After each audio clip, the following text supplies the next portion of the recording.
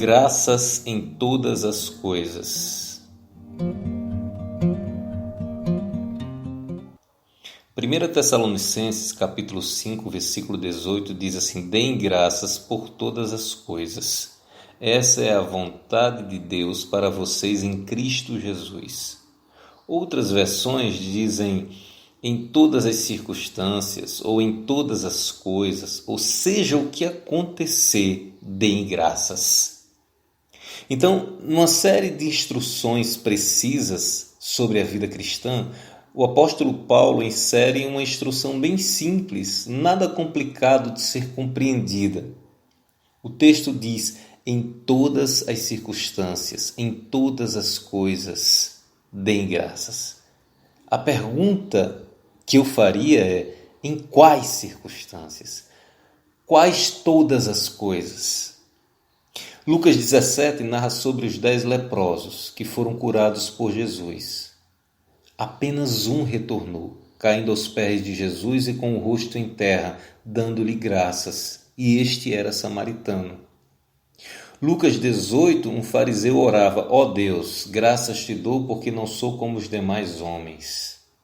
Então, em que circunstâncias nós devemos dar graças? Reconhecimento que Deus é soberano. O normal é ser grato em resposta ao recebimento de alguma coisa boa, de alguma bênção. Ser grato ou por estar em uma situação favorável, ou por ter escapado, ter recebido um livramento de algum perigo, isso é absolutamente humano e normal. Agradecer. A ilustração mais forte é o caso de Jó. Quando o diabo ouve Deus elogiando Jó, a sua resposta não deixa de ser interessante. O diabo diz assim, vivendo naquele bem bom, qualquer um seria grato. Qualquer um seria obediente de primeira linha. Então o diabo sugere que Deus coloque Jó numa situação adversa. E ele deixará de lado toda a gratidão. Essa bondade de Jó, do homem íntegro, iria se acabar caso as coisas começassem a complicar para o lado de Jó. E nós conhecemos a história de Jó. Ou seja, o mandamento de ser grato não tem nada a ver com as circunstâncias. É independentemente das circunstâncias, das dificuldades. Tem a ver com o nosso relacionamento com o Senhor. E como nós o enxergamos, como nós o percebemos, como nós o sentimos. As circunstâncias, meus irmãos, minhas irmãs, entendam, é apenas um ambiente. São apenas o ambiente, uma plataforma, um espaço, um lugar, um sítio em que esse relacionamento com Deus se desenvolve. As circunstâncias não são nem favoráveis e nem desfavoráveis, simplesmente porque elas não são a razão principal de eu ser grato. Eu não sou grato a Deus apenas se tudo for bem na minha vida. Mas sim, devo ser grato a Deus por Ele estar junto comigo em todas as situações. Esse é o grande milagre. O milagre não é Deus me livrar sempre dos problemas. O milagre é Deus estar comigo em todos os problemas. Está me acompanhando, está me dando a mão, está me carregando nos braços. Isso chama-se relacionamento. Se eu sou grato por causa das circunstâncias, logo são elas que governam a minha vida e não Deus. São elas que alteram a minha fala para com Deus, são elas que alteram o meu humor para com os outros e a minha fé também. Por isso, muitos, quando tudo está bem, a fé aumenta. Quando as dificuldades chegam, a fé diminui. Isso não é fé, meus irmãos, minhas irmãs, é conveniência. A razão principal da minha gratidão é a minha submissão ao governo de Deus sobre a minha vida. Crendo no seu caráter, confiando em sua direção. E tudo isso foi revelado a mim, foi revelado a você, através da pessoa de Cristo. A vontade de Deus é que eu seja agradecido em meio às circunstâncias que eu estou vivendo. Se as circunstâncias vão mudar ou não, não tem a menor importância. O que importa é se eu vou mudar. E quando eu mudo, as circunstâncias mudam porque eu começo a enxergar com os olhos de Cristo. Talvez a ilustração mais bonita aqui seja a experiência de Paulo ao pedir por 3 vezes que Deus lhe tirasse o espinho da carne. A resposta de Deus foi que a sua graça seria suficiente.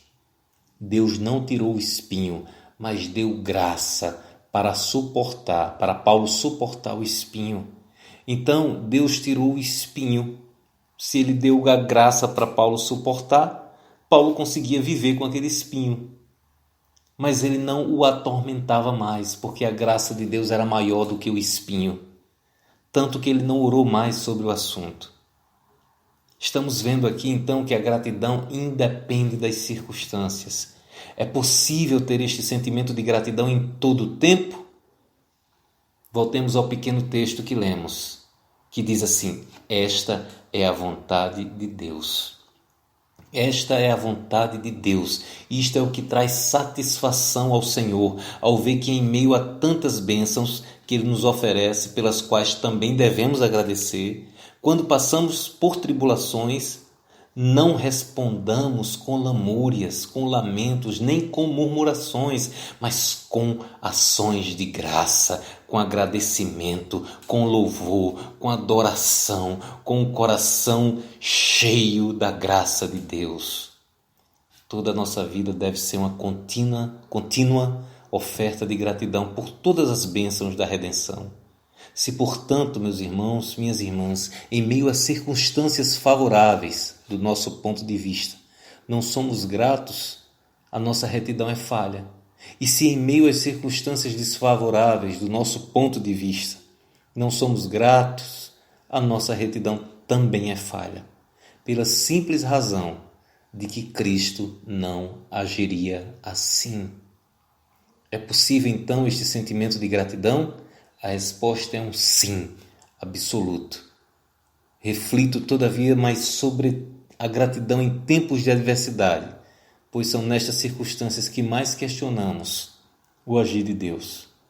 1 Tessalonicenses 3, versículo 3 diz assim: nessa mesma carta, Paulo diz que enviou Timóteo para visitar a igreja, para confortar e exortar acerca da fé. Diz assim: para que ninguém seja abalado por estas tribulações, vós mesmos sabeis que para isto fomos destinados.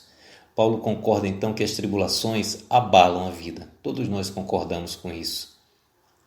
Perturbações, inquietações, angústias, ninguém quer isso. Então, que ninguém seja abalado por esses espinhos, que ninguém seja movido do lugar por essas aflições. Alguns sugeriram um significado primário: que ninguém seja enganado, adulterado por essas situações, que ninguém seja desanimado, que ninguém fique nervoso.